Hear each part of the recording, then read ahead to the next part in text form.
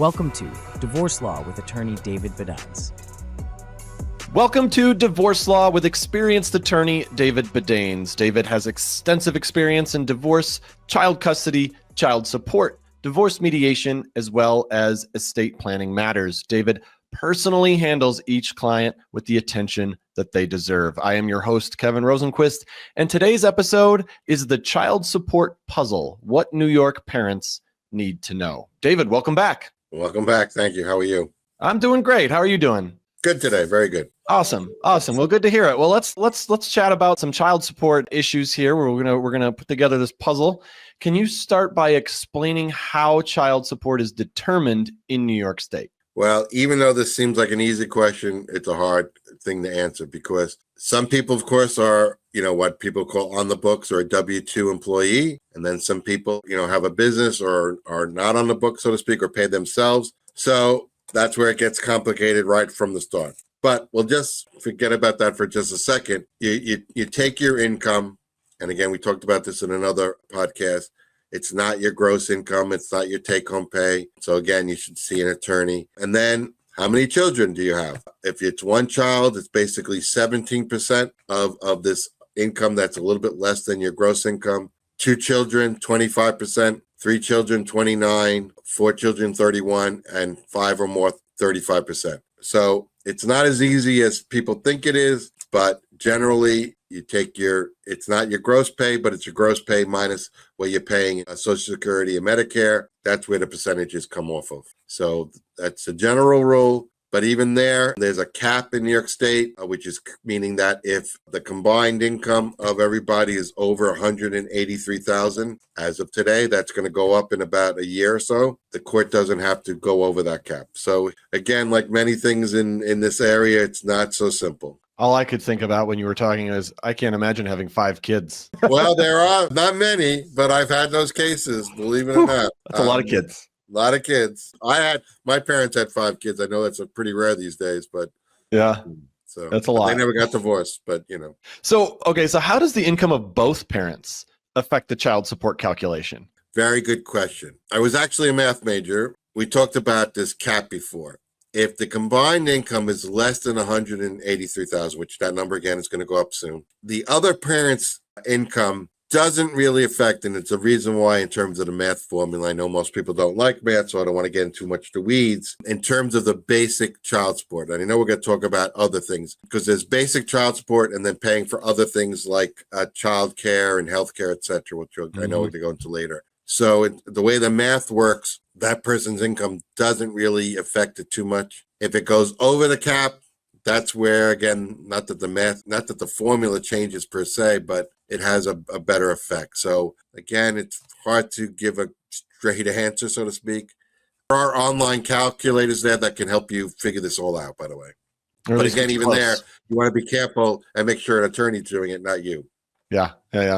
Don't have ChatGPT do it for you. Are there differences in the child support guidelines for parents with shared custody versus if they have sole custody? Well, not really, but maybe, because there's a reality here. We could agree or disagree, but New York State's highest court said just because it's shared custody doesn't mean technically we deviate from the formula. But judges are realists, and if you do really have either a 50-50 schedule or very, very close to it, like 51-49 or something like that, they will typically take into effect that you have the child or children half the time. But I can't tell you how they're going to, what number they're going to use. It really depends on the situation. Okay. A lot of this stuff seems very situational. Yes. And obviously, financial situations change. You might get a higher paying job, a lower paying job, whatever. Can you explain how child support orders are modified if a parent's financial situation changes? So the first thing to know is that they can be automatically, well, I shouldn't automatically, you can at least request a modification if 3 things happen. 1, either parent's income changes by more than 15%. There's been 3 years or more since the last time a child support was changed. And then there's a catch-all of significant change. And that's a hard one to explain. So if any of those 3 apply, you can automatically request a change, whether it's downward or upper. But if you happen to know that the other parent got a better job, and even if they're only making 10% more, you could still try to go into court and ask for a modification. Those are the ways you can get a modification. Again, is the other parent got a raise of 15% or more, or not raise, more income, 3 years or more. A substantial change typically means actually that custody has changed, and that would make sense. Okay. What about if someone came into money? Whether it's a inheritance, a lottery. I mean, those rare instances, if it is a lottery, $1 million, of course. But if it's just a one-time, hey, I got from my grandma $10,000, probably not going to be a reason to change a modification.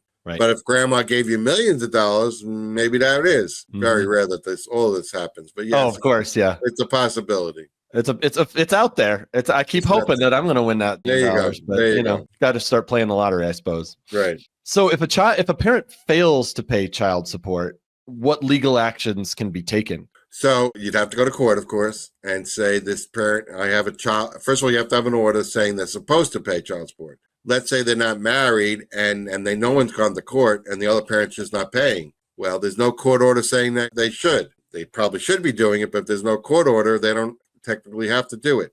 Right. So you have to have a court order first. So if you have a court order saying they're supposed to pay X dollars and they're not doing it, they can be in what's called contempt of court and technically could go to jail for that. Wow, even jail time for that. Yeah, they go to jail. It's rare, but because most people aren't going to go to jail, so they'll do anything they can to pay. Of course, the other typical way is that you get your income garnished from your salary. So whatever you're supposed to pay automatically comes right off the top of your income, your salary, and goes directly to the custodial parent. Can child support be waived in any circumstances, or is it mandatory for both parents? If both parents agree, yes, it can be waived. The judges don't like that, and you better have a darn good reason. There's supposed to be a minimum of $25 per kid, even with waiving it, so to speak. But you can make it zero, but it's pretty hard to do that. But it is possible if both parents agree. You mentioned before the things like healthcare, education, stuff like that. How are additional costs such as those things, or even extracurricular activities? Right. So, how are those handled?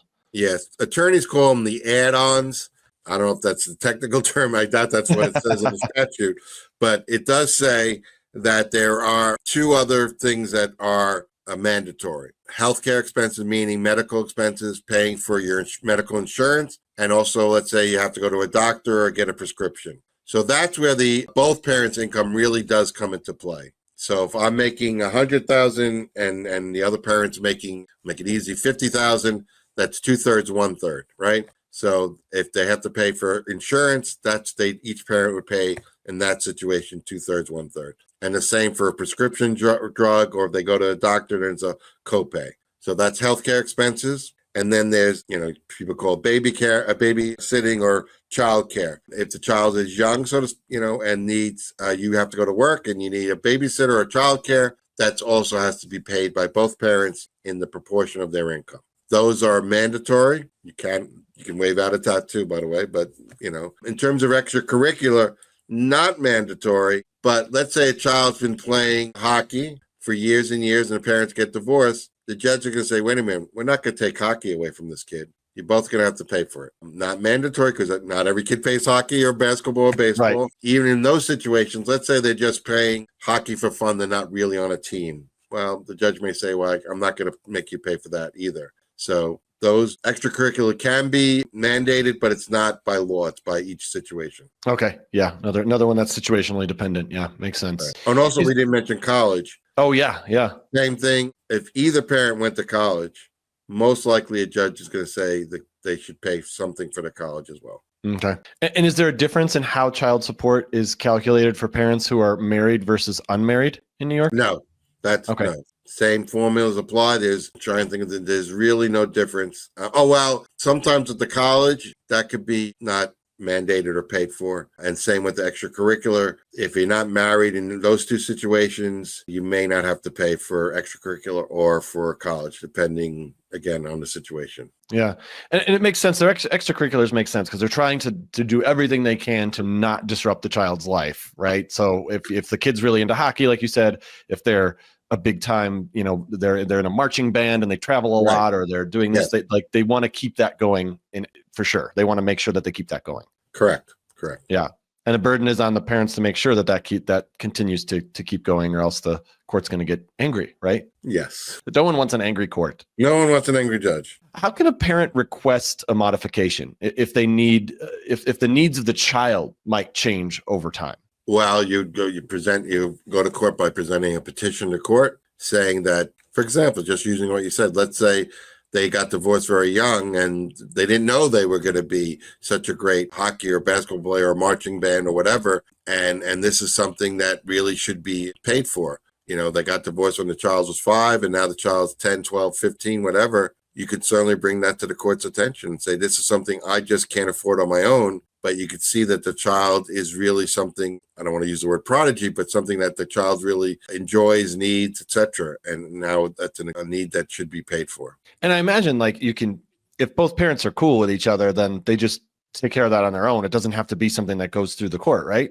Well, yes. Answer is certainly yes. And I will say that many times, or certainly most times, parents would prefer paying for something like a sport or extracurricular. Yeah. So that's why it's not so common in court cases. To argue about it.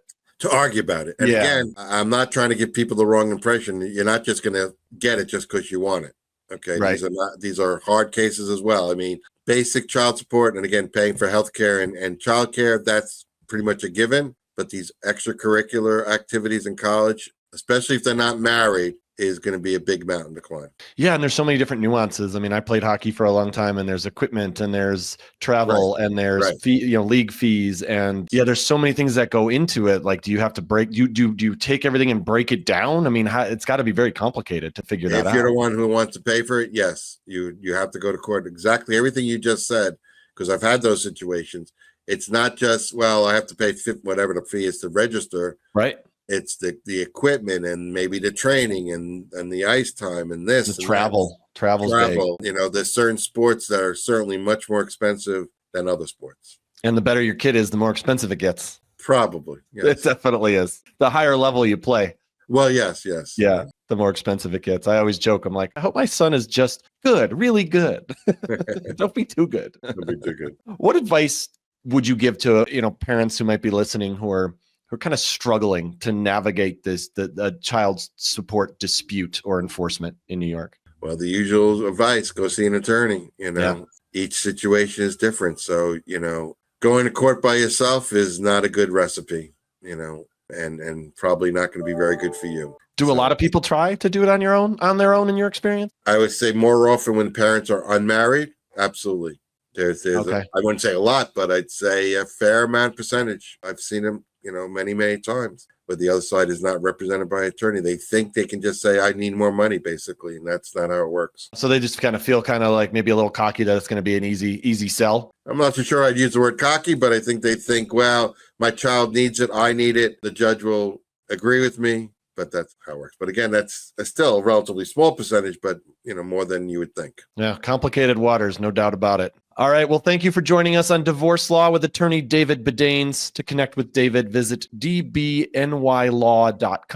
And please be sure to like and subscribe to our channel and leave us a review in the comments. David, always great to chat with you. So great to have you here. Thank you very much for being here. Thank you again, and have a great rest of the day. Thanks for watching.